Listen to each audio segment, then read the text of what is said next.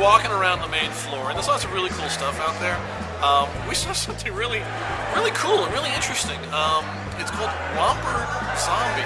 Now, what exactly is a Romper Zombie, Helena? Well, what caught our attention was this giant statue that they had of these zombie toddlers, I guess. One is a zombie toddler and one is a zombie toddler hunter. So this one kid has like a hacksaw blade and it said Zombie Night Night on it. As all young kids should have. I mean, it's important. Kids should be playing with sharp items. Running with scissors and sharp items. Oh, of course. Always. So it was great. So it's hard not to miss that. It was the biggest giant statue in the whole room, in the vendor room. Yeah. So, of course, we gravitate towards that. Well, of course. And they had this whole story. I mean, they told you the whole story. It was Yeah, I great. walked up to the guy who was like kind of their promo guy, and he's like, okay, wait a second. And like he takes off. He's like, pew. And you're like, what do we do? Are we standing here? What happened?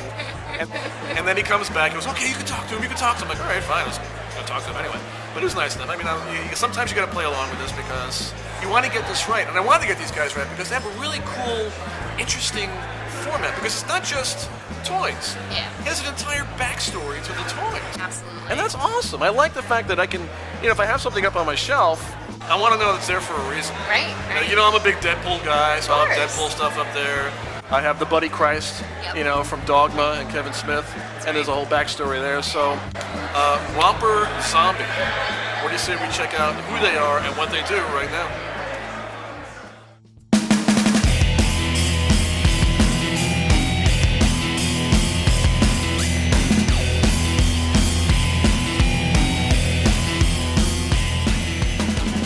All right, so we're hanging out at Romper Zombies. Hey, sir, tell us your name. I am Nick Mendez, and I am a salesperson, pitch guy, retail manager for Romper Zombies. There you go. Tell us about Romper Zombies. I'm a guy who wants to buy a Romper Zombie. Tell me all about it. Okay, well, Romper Zombies started with a very basic story concept. It starts off with Andy, who is the son of a very respectable scientist who's working on a new cure for a disease. And one day he accidentally wanders into the lab and a corpse reanimates and bites him.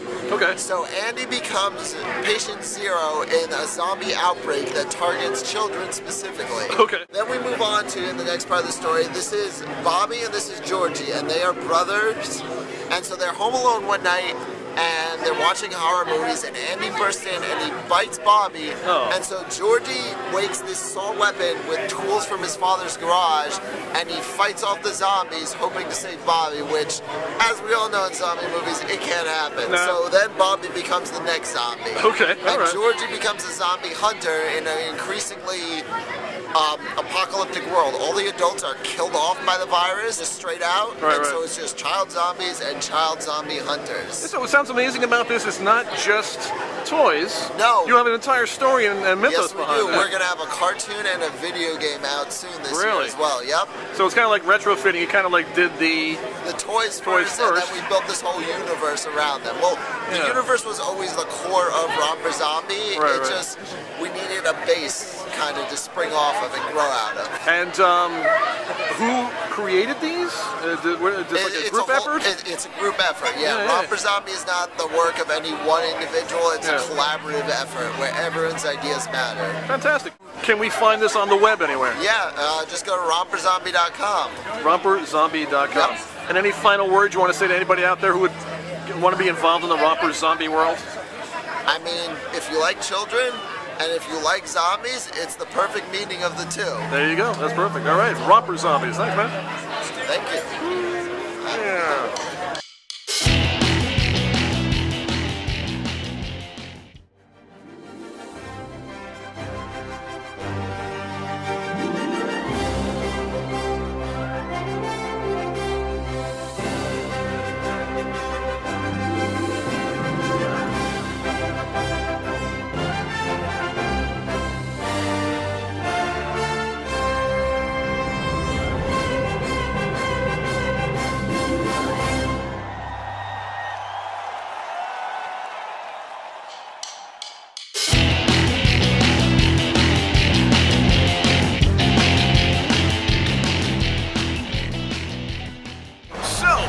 What is it about the David Tennant Doctor Who that people love so much?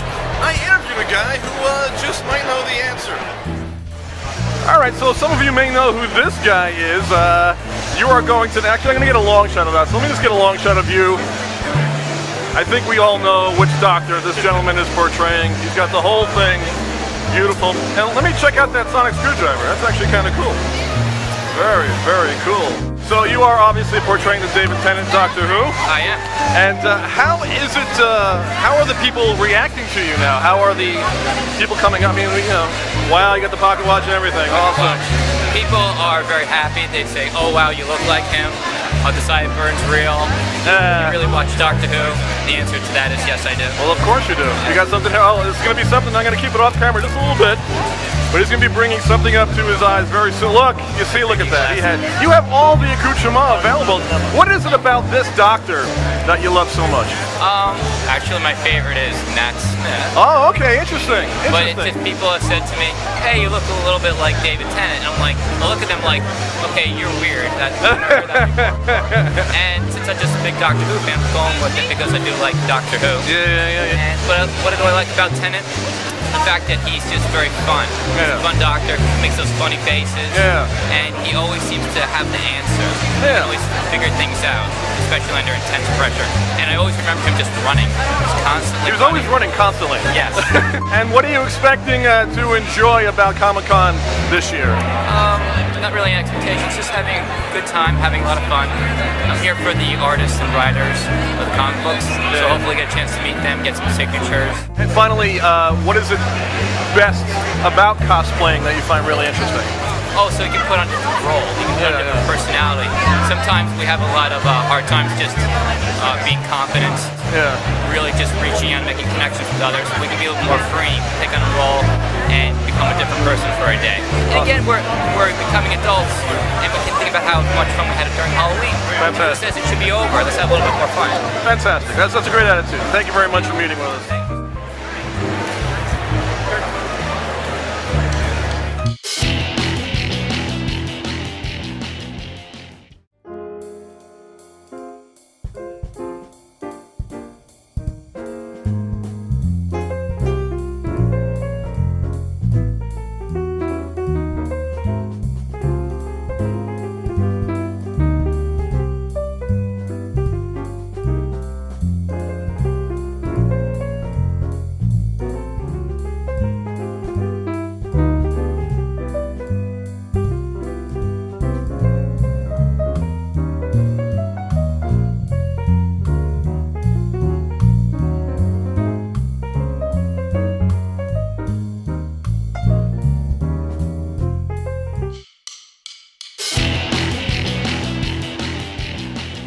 So guys, as you can see, lots of really cool, interesting figurines. What would you call them? You know, you can't call them action. Can you call them action figures? Horror figures? I think figurines is good because it kind of encompasses everything that we've been seeing, especially this next vendor who was really quite out of the box as far as what she was presenting. We actually met her in the same room where the Ash impersonator was. Yes. And Cobwebs Creations. Really fascinating stuff. What impressed you most about this? I think the first thing I noticed were the little mice statues. So it's Jay Stoddard and her daughter, and they work together as a team, which I thought was just really great. It was a nice little family thing. And they're very creative people, very outgoing and friendly and fun. She's a true artist. You can tell that she's a true artist. Yes. Because we asked her why she made these, and the answer will actually be in the story. Definitely. About why. So we said we checked it out. Cobwebs Creations. Check it out right now.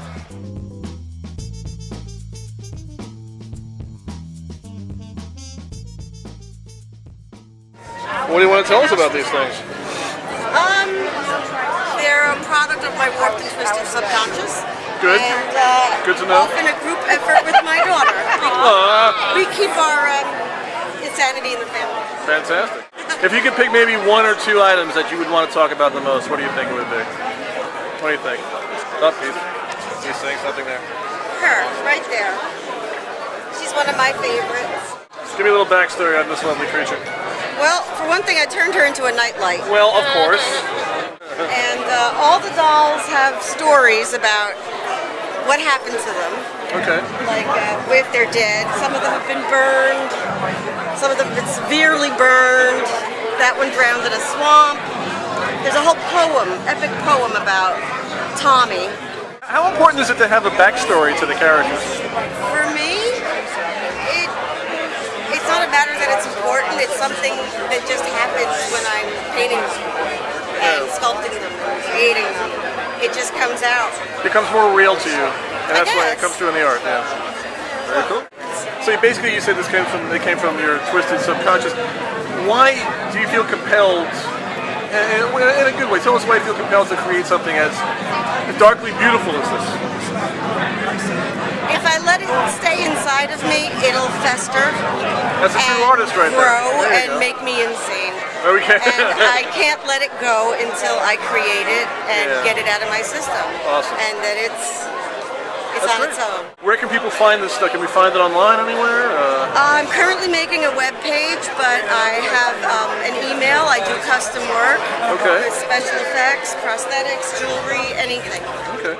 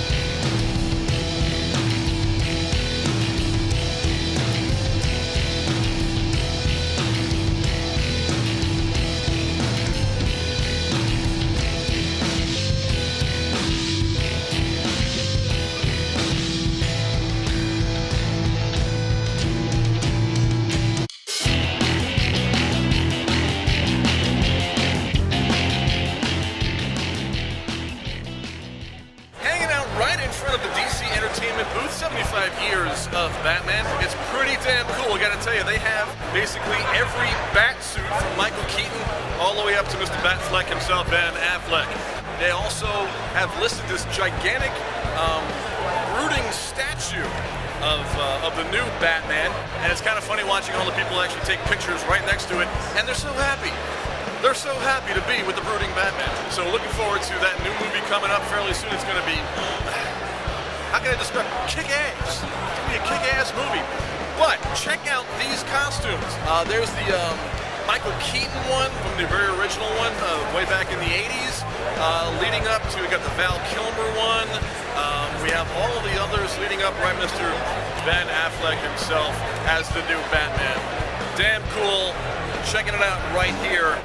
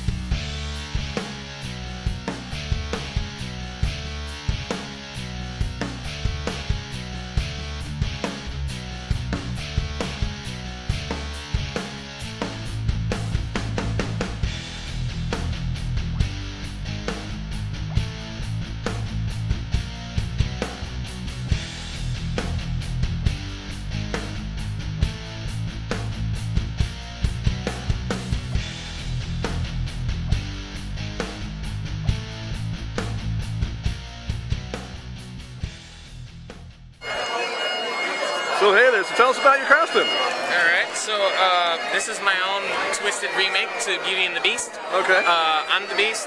This here is Come on Cannabelle. in, Beauty. How are you? Instead of Belle, it's Cannabelle. Nice. She's a cannibal due to the fact of her father experimenting on her. Awesome. When he went to the convention, his invention wasn't something to chop wood, it was this. There we go.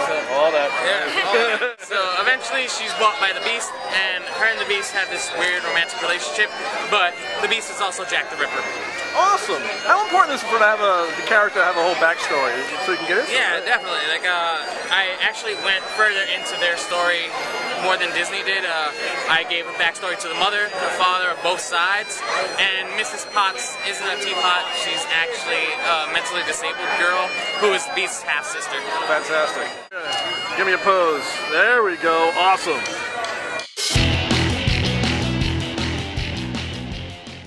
So, Helena. Yes, Steve. When you hear the term horror pageant, what do you think of? Bloody beauty queens? I don't know. That's weird. A day at the DMV? Probably. Maybe. Yeah. In Jersey. In Jersey? Absolutely. Horror pageant. I'm curious to see what's going to happen there. But wait. What? There's a horror pageant happening right now. Oh my God, we should go. We're totally gonna get that. Let's check it out.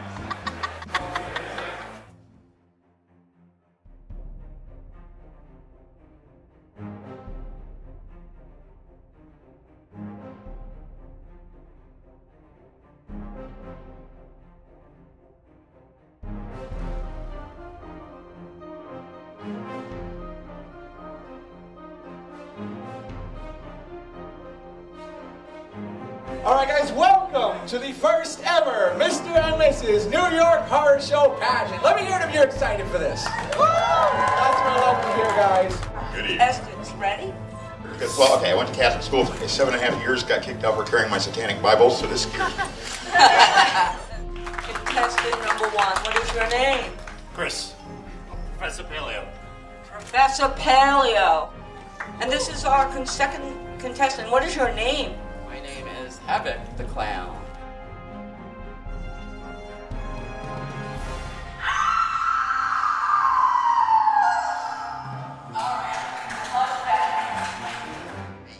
a very nice dimension and depth and all that. You'd like feel like you could stick your right cheek. Yeah. Forgive me, White Castle. Forgive me, White Castles. I'll just keep okay, because I really want my damn White Castles. Okay. We start the King. The King. That's what I said. King. She's gonna be the King. Roll, please. Come on.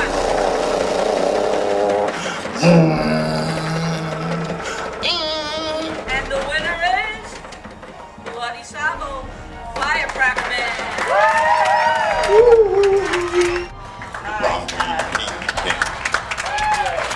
Very good. You are actually our first official New York Horror Show king. That's pretty cool. Touring for the next year, representing the Queen of New York Horror Show 2015. That is right, 2015. Yes, 2015. With a makeup by Bloody Sappho! Psycho Girl! There she is. Miss New York Horror Show thing person queen. That's pretty impressive, guys. Give it up for Bloody Sabo. Yeah. Very, very nice. Thank you. You're very welcome.